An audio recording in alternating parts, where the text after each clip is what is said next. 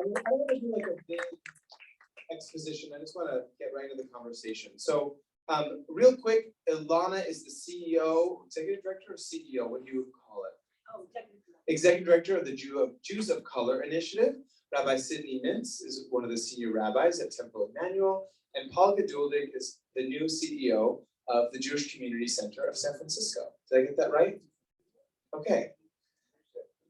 The future of Judaism. The first thing that's on my mind is, in preparing for this, I went through kind of a lot of Tomas, I don't know where he went, sent me a bunch of studies about how Jews in America in particular are becoming a lot less religious in terms of, going to synagogue, that kind of thing.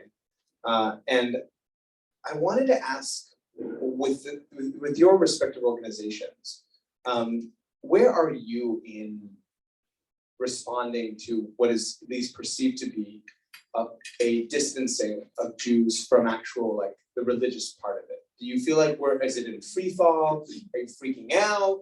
Or you kind of, it's not worrying you as much? I'm always freaking out. I don't know that. Rabbi Mintz's mic is on. It doesn't need to be on. I'm always freaking No. out. How's that? Yeah. So I think if you're not freaking out, you're not Jewish.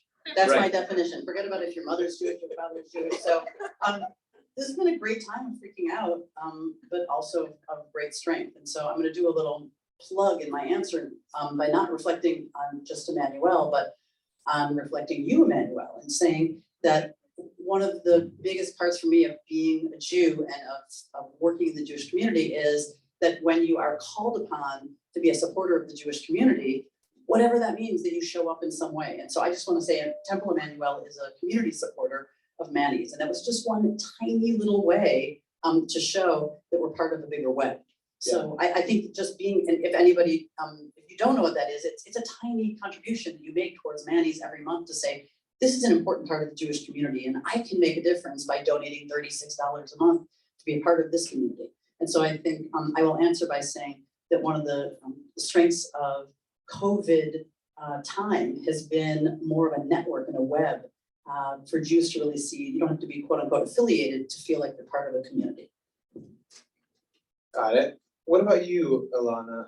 How are you interfacing with what clearly is kind of a decline, not just in Judaism, but in faith, all sorts of faiths in this country, away from, synagogue membership, church membership, and identifying as a religious person? When I look at the Jewish community in general, I understand the patterns that you're talking about, and I agree that institutional Judaism, which is often not about spirituality, and sometimes not about faith, and sometimes it's not about Torah, and it's really about survival, which is not a bad thing. But survival requires resources, and so energy goes in directions that are away from faith and connecting with Judaism at the core, and become expressions of institutionalism that don't necessarily serve us as Jews. And then people don't affiliate. But that doesn't mean Jews aren't engaged. Mm-hmm. And I would also say, from our work with the Jews of Color Initiative, and we just released a study in August about the experiences and perspectives of Jews of color. Overwhelmingly, Jews of color are very engaged, are very connected, are very dedicated to Jewish communal life, express traditional skills and tools of ritual life that in some ways I think the general Jewish community might be envious of. And so the question is, I think, sure, maybe all Jews are freaking out. I'm more interested in why Jews are freaking out. What's the source and the cause of that? And then, what are the solutions? Because if we respond to the reasons why people are freaking out, then maybe people would want to be more connected to Jewish communal life. I have a follow-up question for you, but I want to ask if you don't mind keeping your mic very close to your mouth, because as much as Precious says they're powerful, and we need them close for the Zoom, for our friends on Zoom. I'm interested to ask, what are the ways that you've seen specifically with Jews of color that they're even more engaged, or they're getting more deeply engaged in particular? What are some specific examples? Thank you. First, I want to say, while I'm not going to compare the data from our study Beyond Account to the Pew study that was released just a few weeks before our study was released, you know, there are some traditional expressions of how we measure Jewish communal engagement in Jewish life, and it might be ability to participate in ritual life. It might be engaging in traditional community practices like in synagogue, JCCs, day schools, visiting Israel and hearing about Israel. And all of those points of expression of connection to Judaism disproportionately are in high numbers for Jews of color. And Jews of color are disproportionately participating in communal life while experiencing racism in communal life. And so I would say there's even a deeper commitment or expression of Jewish communal life if we're going to both engage and endure all at the same time. Got it. Are you freaking out? I mean, you've just taken the helm of a very large space devoted to Jewish community at a time, you know, not long after this infamous Pew study came out, where people, you know, what we're seeing is Jews are less and less interested in, you know, they're not identifying in the same ways with Judaism. So how are you interfacing with that?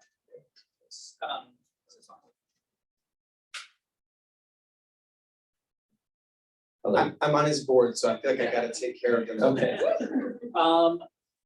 On the one hand, I'm not freaking out and that it feels very familiar. And a lot of these questions are questions that I've been in the Jewish professional world for 25 years now. And it's a lot of the same questions that have been asked. And I even have some books on my shelf from 1950s, 1970s that were written by people about like aspects of the Jewish future. And there's a lot of very similar questions that are there. So in that way, it feels very familiar. On the other hand, yes, I'm freaking out. The thing I'm freaking out the most about, which you've helped answer a little tonight, is does anybody care?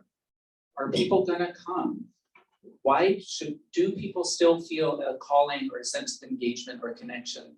And what role can we play in helping to serve that? That's the thing that I freak out the most about.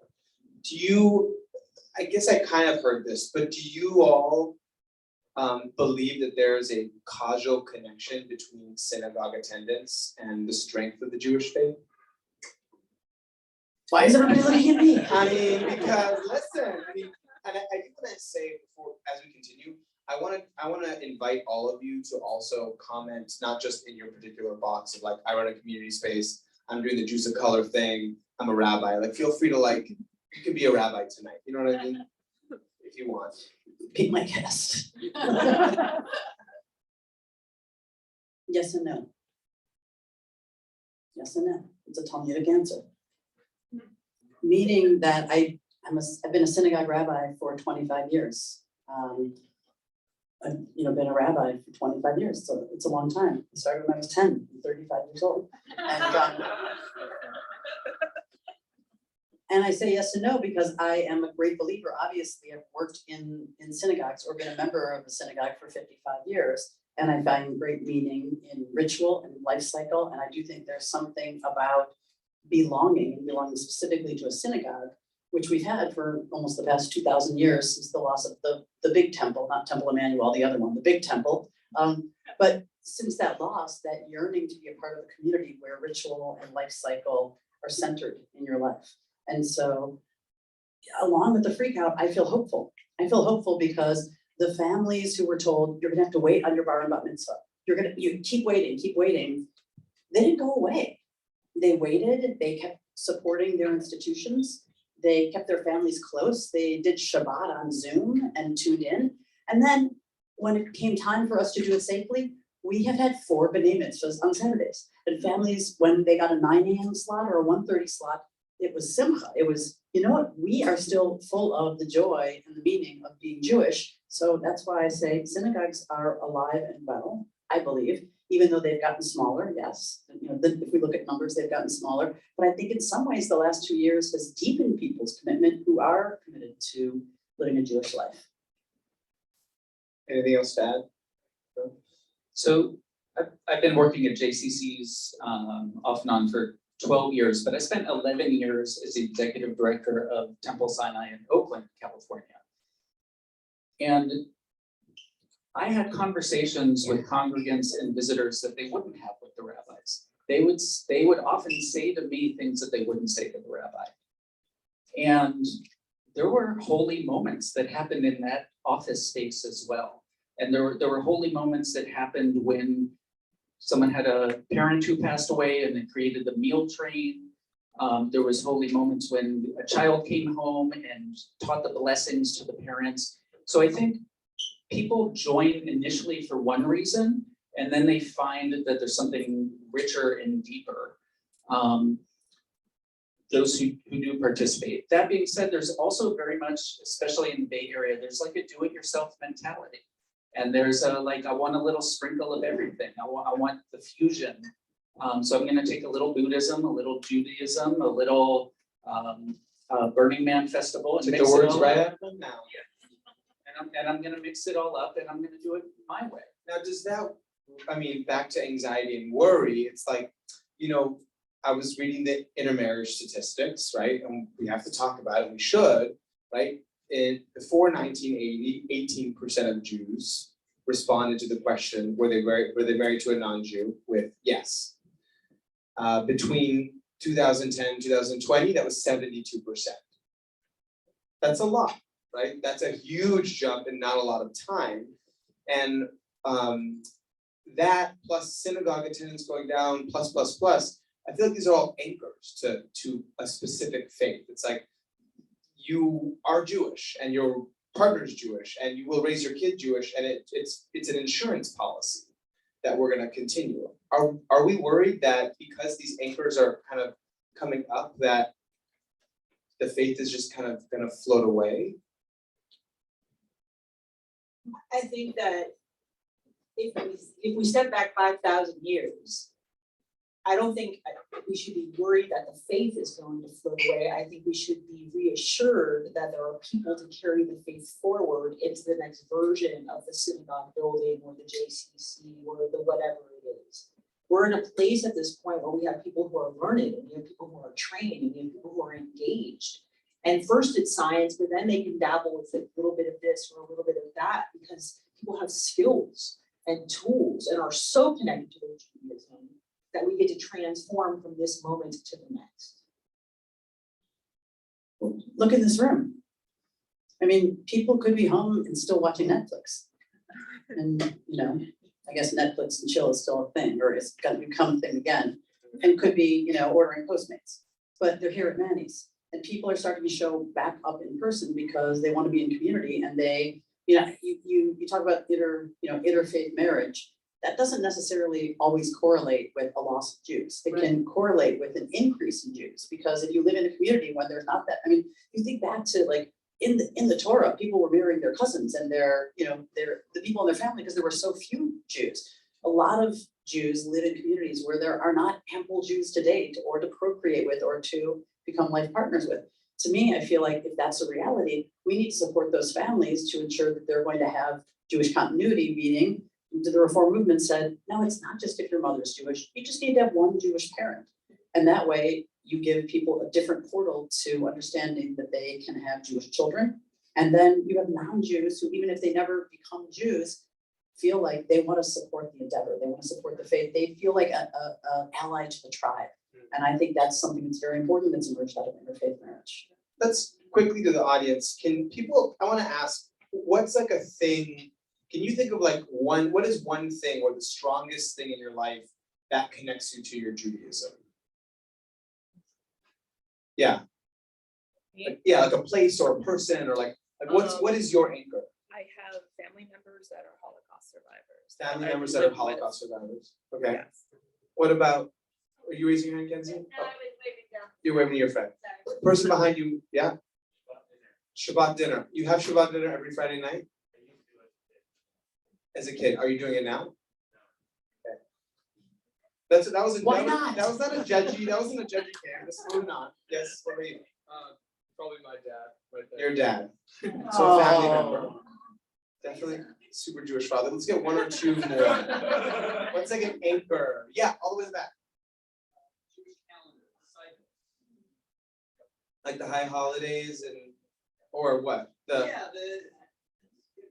Just the holidays and the seasons and what they teach us both nature, but also emotionally grieving at certain times, being joyful at Purim. Just that type of instructional manual and the calendar. Last one right here. It's been different for me at different times in my life, but I would say that for now, right now, it is my synagogue. Where do you go? Charles Shahrzad. And what about the synagogue experience right now is rooting you in your Judaism? Is it seeing other Jews regularly? Is it the prayer? Is it the physical space? You feel a spiritual awakening when you walk in? It's the community, and it's also my connection to the ritual and the history, which is connecting to my family and a lot of other things. Awesome, thank you for that. It's funny, everyone's answers, you notice, was everyone had a different answer, right? Everyone's answer was different. And I'm thinking, my answer is I pray with tefillin every morning. And I've done it since I was 13. And it's such a quiet and solitary way to experience my Judaism, but for me, it's just been how I do it. And it's that daily touch point, that relationship with Hashem that keeps me focused. And so when I was thinking about this conversation, I was freaking out because I was reading all those damn studies and I was like, no one's praying with tefillin anymore. Like, there are not going to be any Jews in 100 years. Like, what's going to happen? Paul, you got something to say. So you asked about the legacy institutions. Yes, as someone who is responsible for an organization surviving and thriving, of course, I want the JCC to do well and to do good and to be here for a long, long time. But ultimately, it's not about the institutions, it's about what the institutions were created to do. And that is bringing people together. And the institutions need to adapt and they need to change. If we try and run a 1950s JCC now, it's not gonna work at all. And JCCs, every 25 years, they've had to reinvent themselves. And so have synagogues, by the way. And nowadays, especially with technology, people are so empowered to communicate, to gather on their own. They don't need us for information.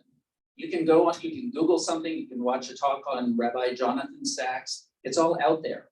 What's needed is the relational side of it. But even there are people with a phone now, you can gather in the park, you can borrow Torah from the JCC, you can do whatever. So we need to do more of this sort of thing, of just bringing people together and being more of a platform for conversation and a platform for wrestling with these tough questions. So what do you think actually unites Jews today? Like, what is the glue that connects the four of us here on stage with our various life experiences and everyone in this room?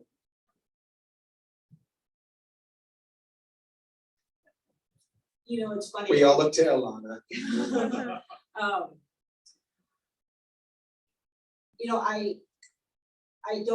I'm not a scientist, I'm not a biological scientist, and so I'm not gonna actually say it's, our inheriting of Judaism biologically from one generation to the next. Because biology can create all kinds of people with wonderful monsters, and Judaism is stewarded by the people who move between the good and the bad, so that we can use Judaism to navigate the good and the bad. And so I believe it's really, very much about an opportunity to learn Torah, to learn text, and to engage and have access to Jewish thought.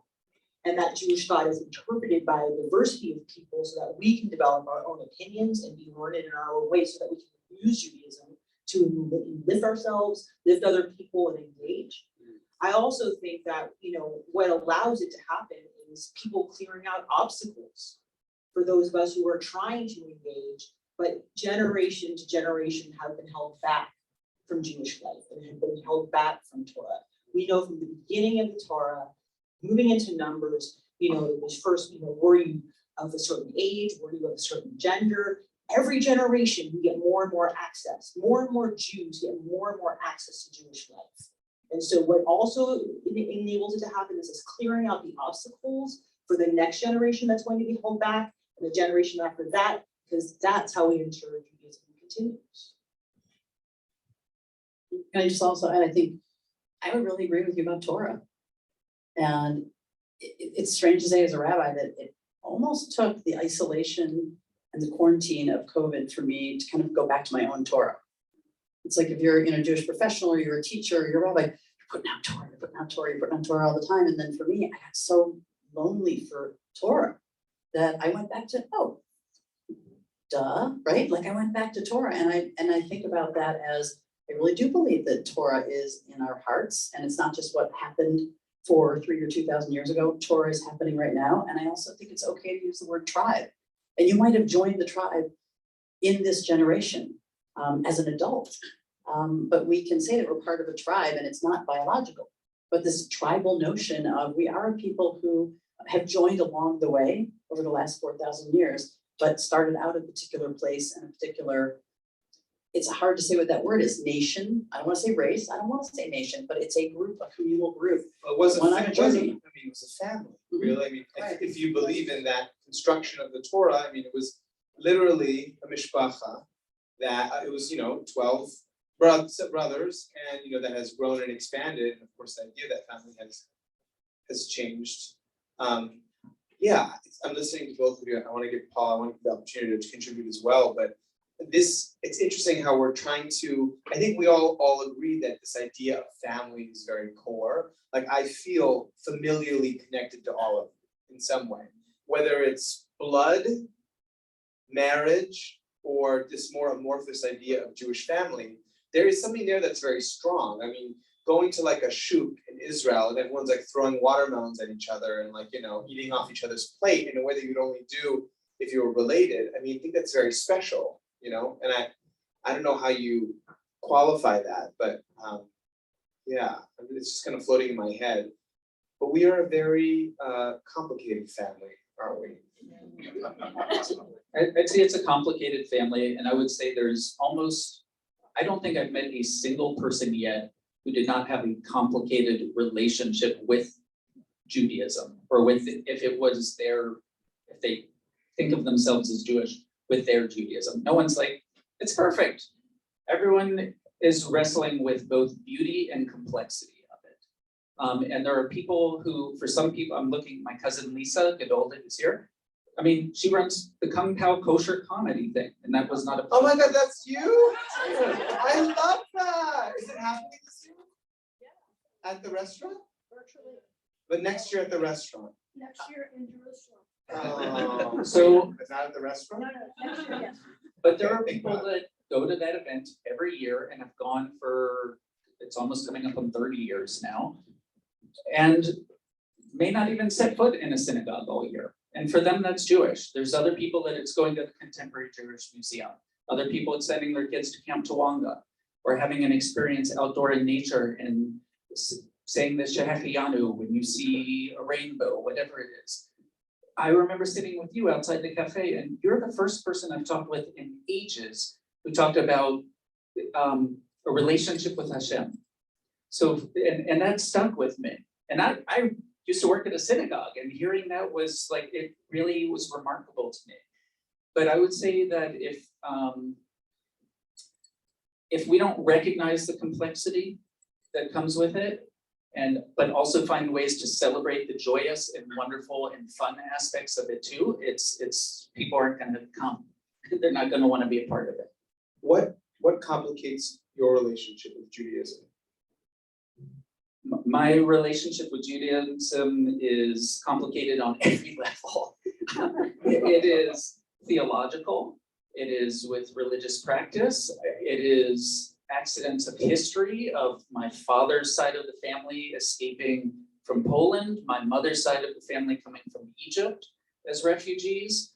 It is having children and trying to explain to them or interpret Judaism in a way that is meaningful to them. Every element of it is complex and fascinating.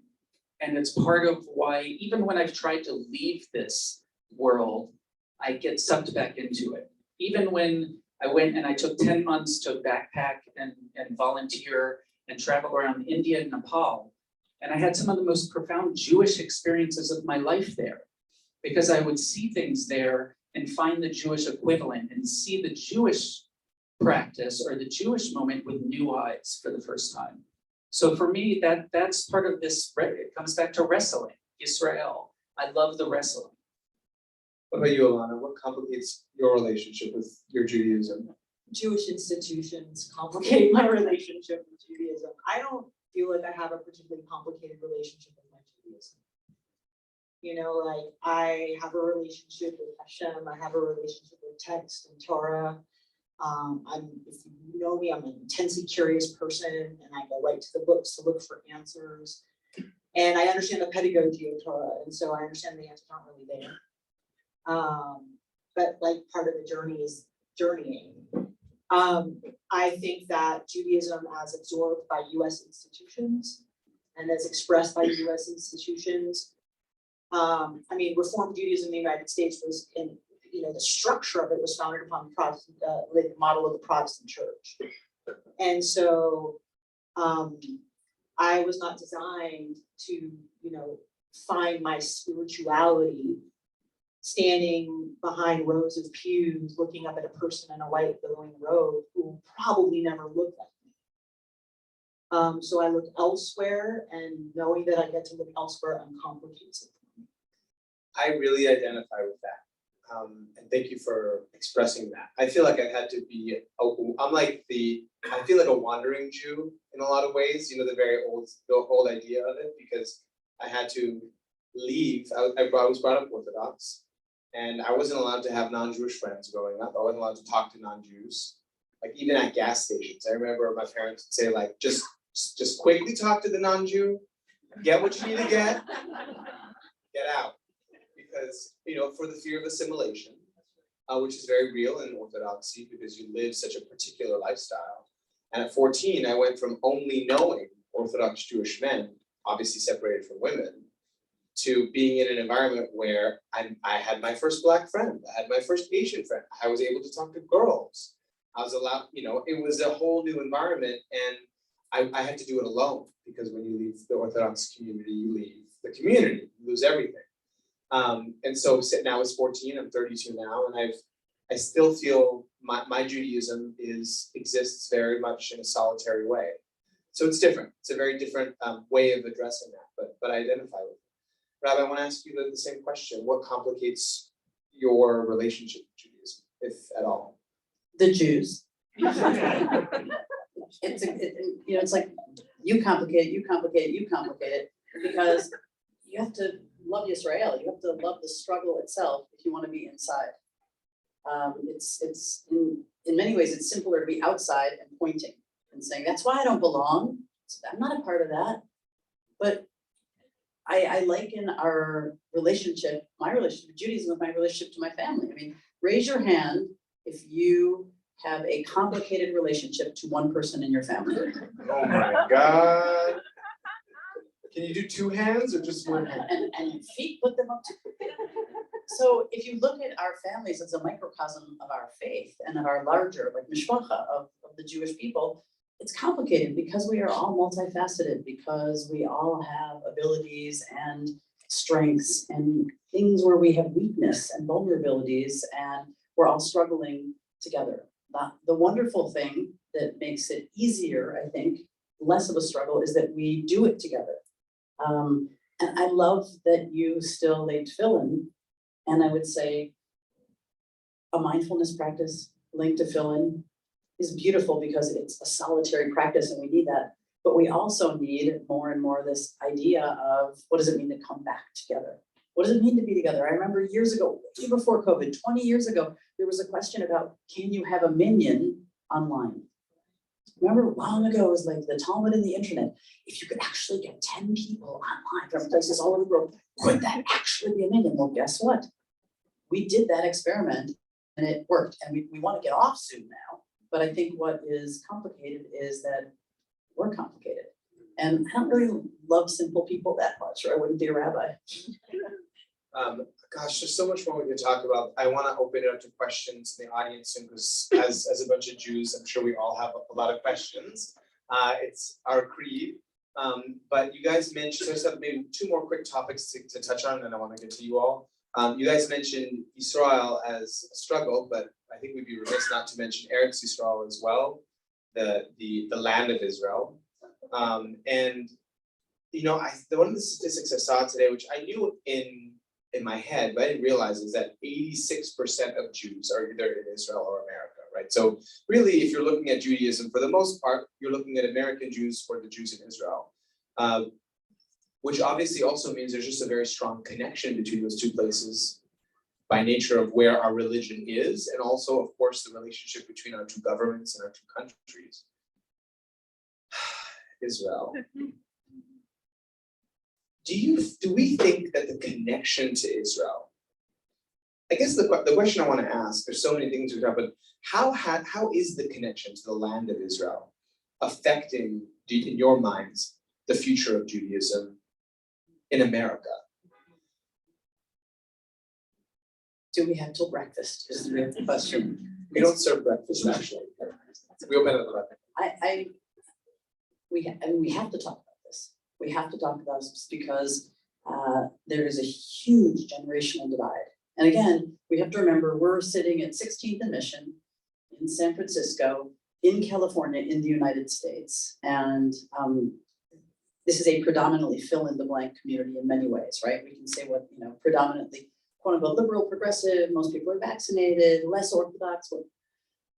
But then you look at the expanse of our world and we make up a tiny fraction of the larger global world of Judaism. Israel, I think, there's a generational divide in my experience. And I see more and more younger people not only being disassociated, but for lack of a better word, having lost their connection and having great antipathy and not wanting Israel to rear its ugly head in their identity as Jews. There's a fear, they don't want to talk about it at work, they don't want to talk about it socially, and they don't want to talk about it politically. I'm not saying all young Jews. And I'm not, and also that would be something that would make a rabbi freak out. I think it's a lack of education. And I think it's also something that we have to, instead of shying away from Israel and not struggling, but saying, we'll leave it to the next generation, we can't. And so I have fear about it because I look at older people who have assumptions. I'm getting there. Like I'm in the middle, I think. The assumption of just love Israel. Like my grandparents and my parents, they just loved Israel. There were no questions, Israel right or wrong. I'm in a generation where there's been questioning, but nothing like our young people today. And those are the inheritors of what the relationship is going to be like between the United States and Israel politically, and between the Jewish people in the diaspora and Israel religiously. Hot potato. All right. Okay, so yes, I'm going to acknowledge that Israel, Palestine, all of it is very complex, and I'm going to take that for 1 second and acknowledge that it is real and it is complicated. I'm just going to put it just here for 1 second and just say, not talking about Israel in the Jewish community is worse than any arguments we can have about Israel. And when I first started working at another JCC, and I asked, what's our policy about, talking about Israel? It was, we can talk about hummus and technology. So in other words, you can talk about food and you can talk about startup, technology and nature, and everything else is off limits because it's too polarizing and it's too complicated and it's gonna upset someone and piss someone off. And as a result, there were no conversations, and we worked really hard to create safe spaces where people could come in and share differences of opinions and share complexities and their own questions. And I have 2 kids. One of them is here. Thank you, Gabriel. And my other kid is home writing college essays. And when we started talking about it, at one point I mentioned, and you should talk about when you went to Israel. And he's like, I can't even put the word Israel in my essay. So there is a whole generation of younger people who it's such a dangerous rail to go near that there's no preparation and knowledge about how to talk about it. And I'll say one last thing. So I also wear the hat of a Jewish professor, and like what we do at the JCC and what sort of programs we present, et cetera. But everyone also is carrying around their own personal baggage. I still remember my mom who became a refugee from Egypt. I remember when we moved into our new house and we put up the mezuzah and I was like, oh, this is so beautiful. And she said, it's beautiful, but don't get too comfortable because we might get kicked out of America too. And that was part of the story of why we need Israel and things like that. So everyone is carrying around both their personal story and their personal relation, and also their what they've gathered from the media and from knowledge and from study and things like that. But I'll just end by saying again, the worst thing we can do as Jewish organizations, Jewish leaders, Jewish professionals is just say, we're not going to talk about it at all. And I think talking about it requires recognizing that, you know, the generation that Rabbi Sidney's talking about, who really feels very, very critical of Israel, feels critical of us too, because we betrayed them by not telling them the truth. And the truth about a very complex founding of a nation, about the cost of founding that nation, not just the hero stories, not just what we did in the desert, but there were people there, right? And we're trying to raise young people with a sense of justice and equity and being righteous. And we're saying, but don't apply those learnings internationally. And it's an unfair way to teach and grow a community that has to be able to talk about and grapple with Israel, because we have to have a safe homeland for the Jews. And so, you know, I think that people have to grieve what we did not know. I mean, I grew up here in San Francisco. I went to Sheriff, Israel. I never saw a map that showed Palestine my entire Jewish education. And when I met a Palestinian, I did not understand what was happening. I was betrayed by my Jewish community by not teaching me the truth, so that I could greet this person and say, at least come into relationship, into communication, instead of not understanding who I was looking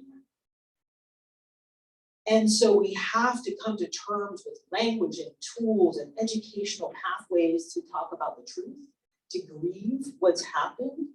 And then that's what creates the pathway to communication and talking about it. But it's like we've cut out the middle of the story. And so instead of talking about the story, we're talking about the impact and forcing people to think a certain way. When you give people the truth and you give them the tools to think, they come to their own conclusions. And we need to enable that as Jewish professionals. Wow, what a great panel up here. God damn it. I mean, it's like such rich perspectives, three overlapping but also unique perspectives on that question. I have to say that the last bout of fighting in between our homeland and its neighbor was particularly frightening for me, because the narrative became that idea of your son not being able to include the word Israel in an essay. I think that is becoming more and more prevalent. There was someone that a friend of mine posted a graphic online, and the graphic said, "End Jewish supremacy." And I was like, what is that? End Jewish supremacy? I mean, clearly there's like an implication, fill in the blank, and white supremacy and Jewish supremacy. And it was being shared a lot, it was being commented on. And how do you respond to that, right? How do you say, I want to have a conversation about that? That sounds like a conversation. I was just like, I can't talk. That's like, and you're right. I think if we aren't giving young people the tools to talk about Israel, and if there's an environment that's being created where broaching the subject is a third rail, it's very scary, because we have a connection to this place. We do. Whether we want to or not.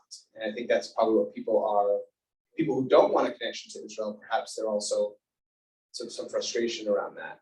It's funny, when I was thinking through Manny's and plotting, like writing on my programming, I wrote down that there were going to be two areas of conversation that I would not touch in my first year. Israel and Palestine and police brutality.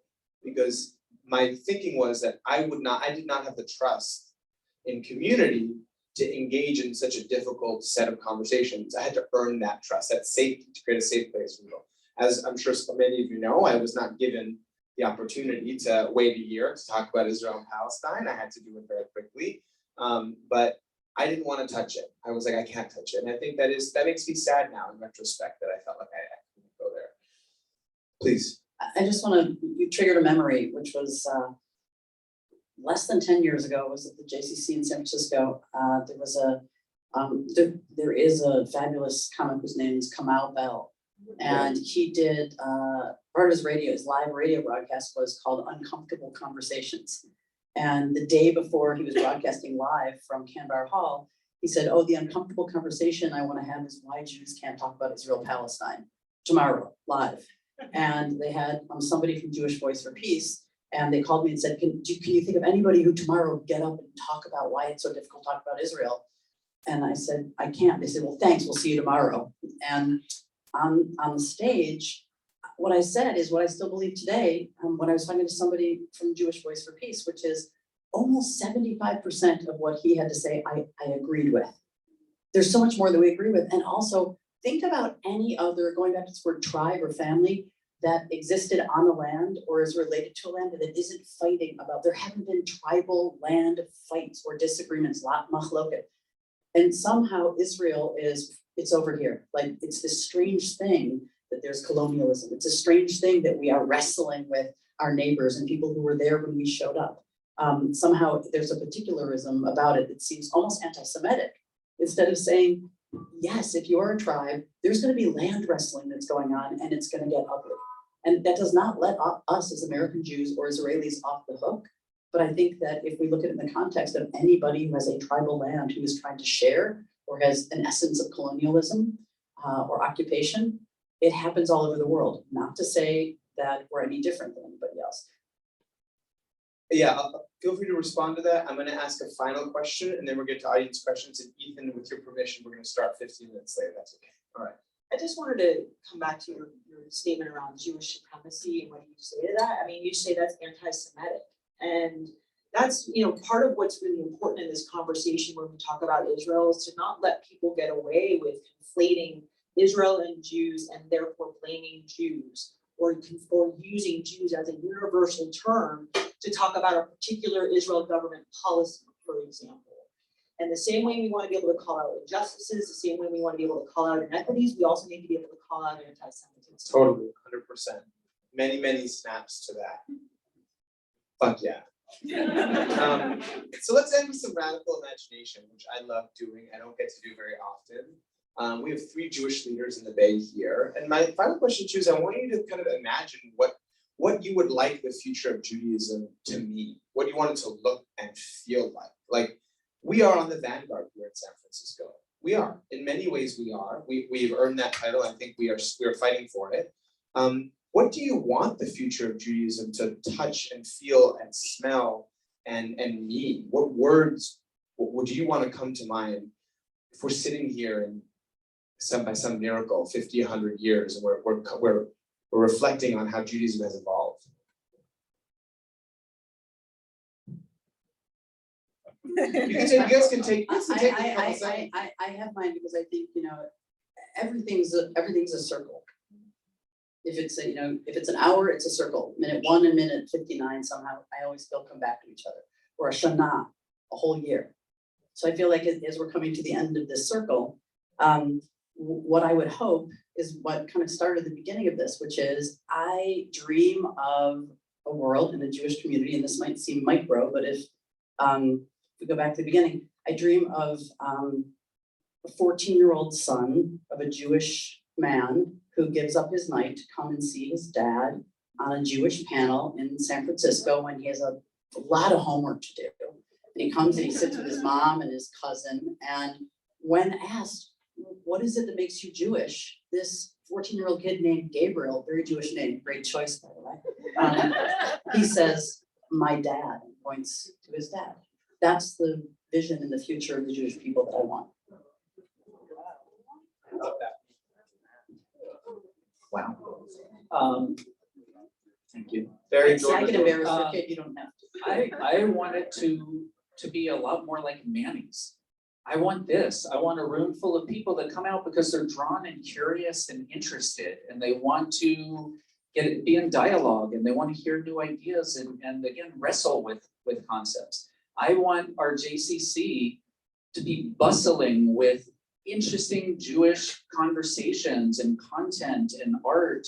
And I wanted to also, one of the things I love about the JCC, and synagogues in at least in the Bay Area, is also there's an openness to the broader community as well, to interacting, and whether it's social justice issues or the JCC having people come in and learn. I remember at another JCC where I worked at, we had an exhibit up on the Holocaust, and there was a woman standing there reading it. And she said, oh, I thought when I heard 6 million Jews died, I thought it was a war between Israel and Germany. And just for her to sit and even get some understanding of the history. We are ambassadors as well. We're bringing the best of Jewish life, Jewish culture, Jewish art, and sharing our story. The same as there's an Asian art museum in the city, and we want people to come. We want to tell our story. But I want to see more of this. I would love to see first night of Seder that there's 15 Seders happening at the JCC in different rooms for different affinity groups that thought it would be cool to get together and do that. So I want us to be a resource for anyone who's doing anything positive and Jewish in San Francisco. Nice, I love that. And the final word, Ilana. So kind of like the best Jewish experience I've had recently comes to mind when you bring this up. I have a mentee when I used to work at San Francisco Federation, Togo Ricardo, who's now a grown, amazing community leader, African-American Jewish, and her younger brother, Xander, Yosef Matisyahu, became bar mitzvah with Rabbi Ferris, the Chabad rabbi in Berkeley. And so I was invited to the bar mitzvah, and the mom says, like, the Torah reading is at 10:30. I was raised Reform, y'all, so I'm thinking, like, it's gonna be long. And it's, but this is like the second bar mitzvah in the Chabad, so it's like really only 2 minutes long, so I missed it. And I get upstairs, and it's during Sukkot, and Rabbi Ferris is working the room at the deck, and he's got his lulav, and he's got his etrog, and I'm watching him model very traditional Orthodox Judaism by going to the men first. And then after, it was so subtle. And then after he made the rounds, he went to everyone else, all women, everyone else, and made sure everybody, no matter their faith, was able to have a shehekianu by shaking the etrog and the lulav. And I'm sitting there and I'm just taking it all in. And this African-American Jewish guy comes up to me and he goes, oh, Mazel Tov. And I'm like, for what, And he says, oh, for Xander's bar mitzvah. And I'm like, oh, we're not related. So I want a day where Black Jews think the other Black Jews belong to the other Black Jews, but there are so many Jews of color in this space.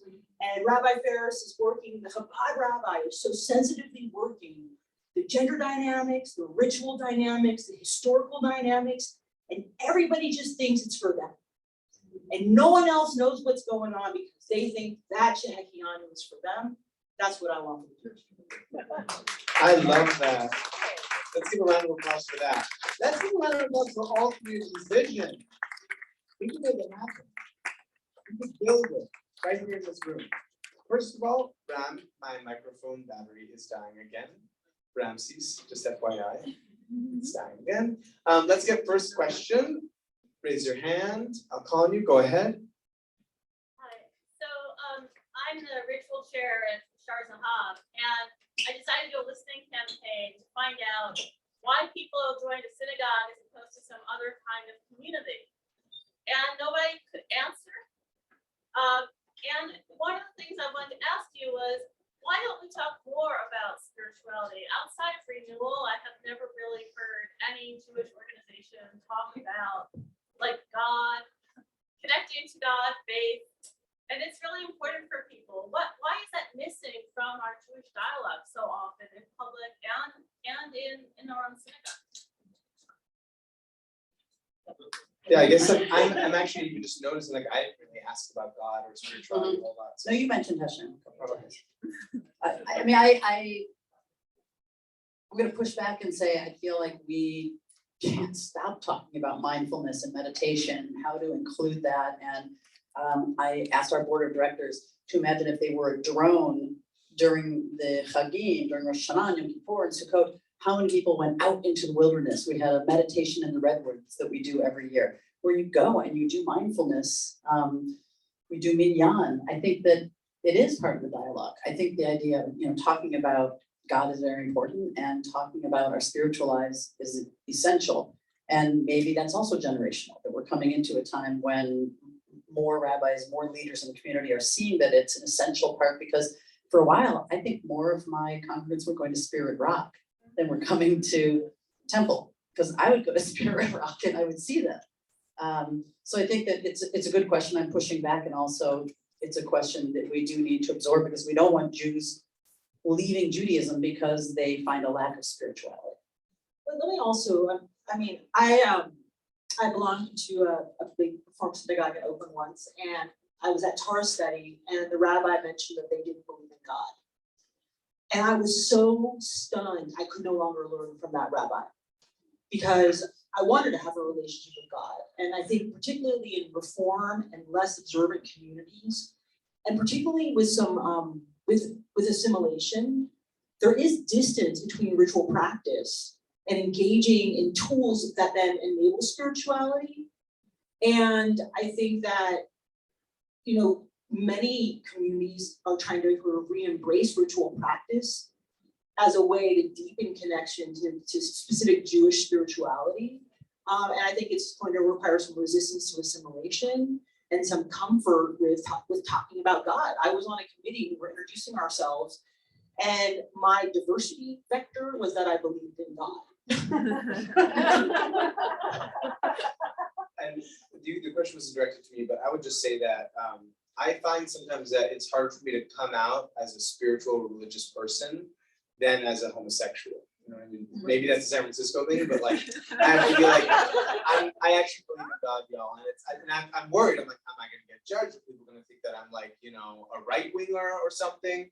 And so I think especially for younger people, there is a bit of a stigma to, there's obviously spirituality and religiousness are very different, and faith, but certainly the belief in a God, even if it's a very modern view of that belief, I think perhaps for young people can feel a bit, there's a worry that it might feel antiquated. All right, Kenzie. My question is about, you talked about the interfaith and like less kids being brought up Jewish, and I want to ask, does that have to necessarily mean less Jews?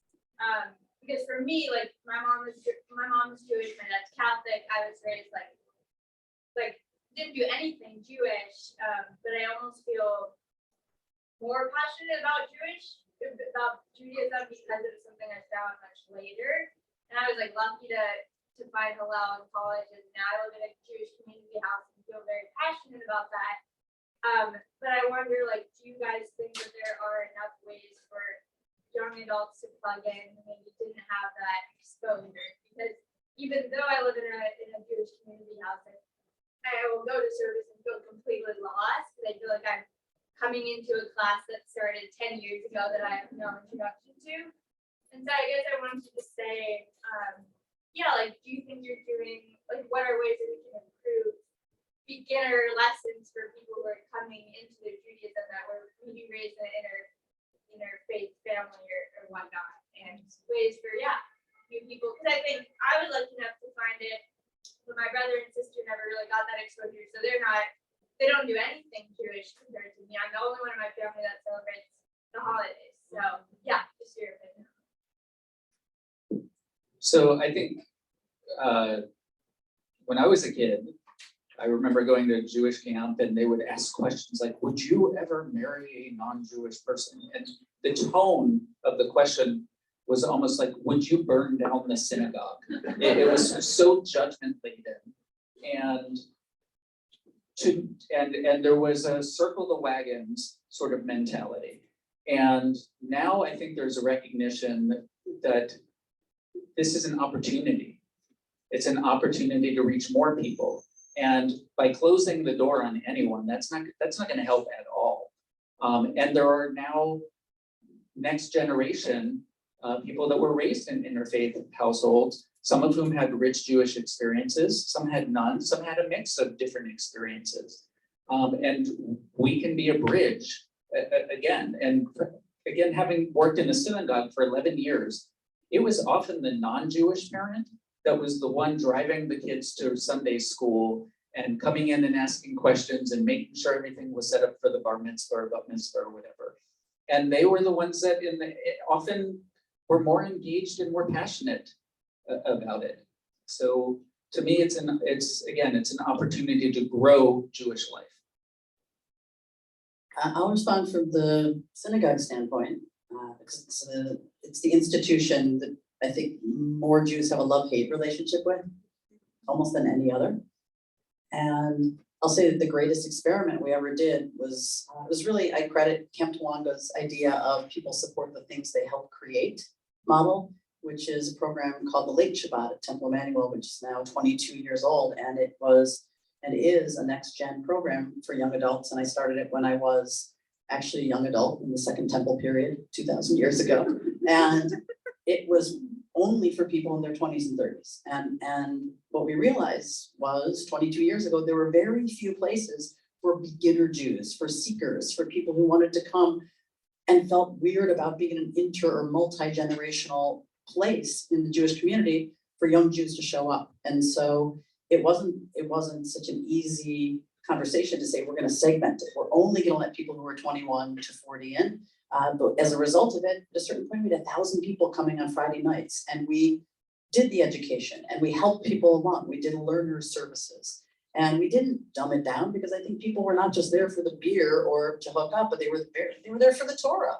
I mean, they also drank beer and they also hooked up, and On site, actively. yeah, well, I don't know about that, but you know what? So what if they did? Because No, we had more no. Jewish babies. No, we had hundreds and hundreds of weddings. And if you ask me, was that one of my goals? Yes, it was to make sure that people, especially in the Bay Area, where young adults would come to me in the Bay Area, they had no family here, and they'd say, you know what ICE is in your phone in case of emergency? I don't have one, would you be mine?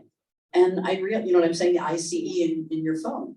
And so we had young adults starting to support each other as mishpacha, as not just havara, but as family. And so I think for young Jews, what we did is we said, you create this program now, and people support the things they helped create. So 22 years later, there's still hundreds of Jews. We just had our first Late Shabbat back after in the middle of COVID still, but 200 people were there in person. Mazel tov on that. Ilana, do you want to add anything? You're good. Okay, I would just, my only 2 cents on it is, if we don't, to follow Rabbi Mintz's thing, if we don't create ways that young Jews and Jews that aren't in like hardcore Jewish families with 2 Jewish parents that are forcing them to do Jewish things, if we don't create ways for them to connect to their Judaism, I think we're shit out of luck. And I think and things like One Table and Moshe House and like these things that feel very organic to us are exactly the kind of, I think, lifelines that we need to the Jewish people if we're gonna keep wanting to be Jewish. You know what I mean? I used to host 50-person drag Shabbat dinners at my house in Noe Valley, where I would literally bring people, strangers off the street.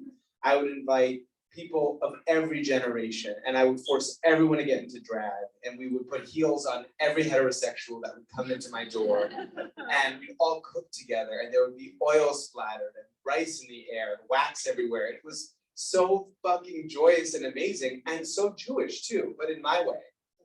And it connected so many people to Judaism, and I was obviously not the only one doing that. And if thousands and thousands of households are doing that, that is going to be the pathway for us.